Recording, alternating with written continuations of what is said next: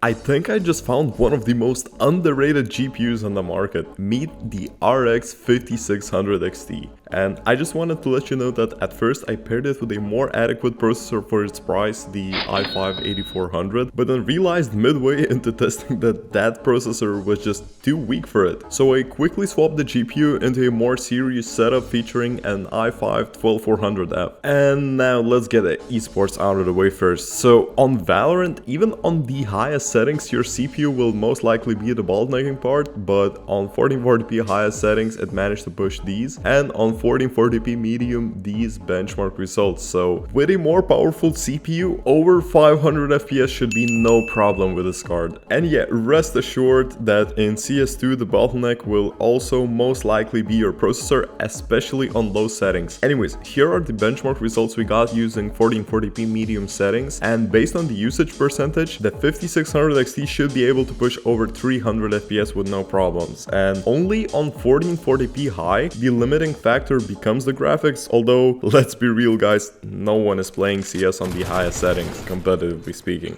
Okay, so for Wukong, I applied the recommended settings and I was like, ain't no way this GPU is pushing 70 FPS on high settings, something ain't right. And yeah, I ran the benchmark test and got these benchmark results with FSR resolution at 66%, but the gameplay still felt suspiciously smooth. So I looked up the settings again, and indeed, I found this little setting called frame generation. When I turned it off, I was put back to reality and the game was pushing these numbers with frame generation turned off, so I would keep it on. Afterwards, I even tried some 1440p, and on medium settings with frame generation, it returned these numbers. I mean, what?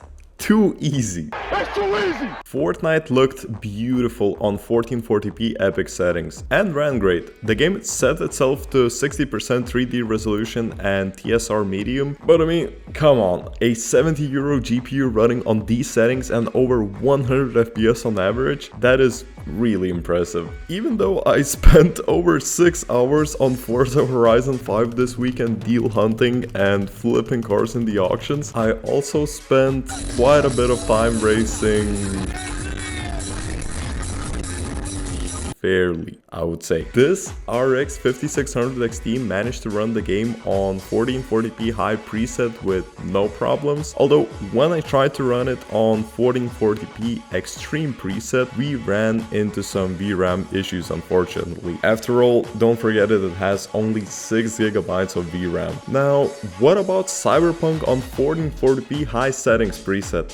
No problem. GTA 5 1440p highest settings?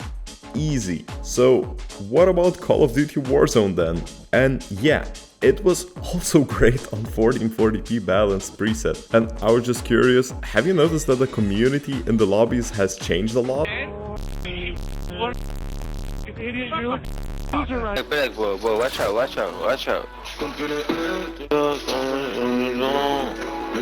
Je vais faire avec 3 millions. Bro, come.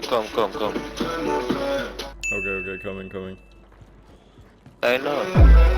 After playing around until literally all of the squad disconnected one by one, I got these benchmark results. Before making this video, I thought that the Vega 64 was one of the best purchases at this price point, but considering that this GPU only requires a single 8-pin connector, still has driver support, and still can be found on a used local marketplace for around 70 euros, man, look no further and get this thing if your budget is limited to sub 100 euros. Just make sure that you have a CPU powerful enough to handle it. And yeah, of course, I'd pay a bit extra for the RX 5700 or the 5700 XT just for the 8 gigs of VRAM, but they usually go for more than 100. Thank you so much for watching. Cheap bastard out.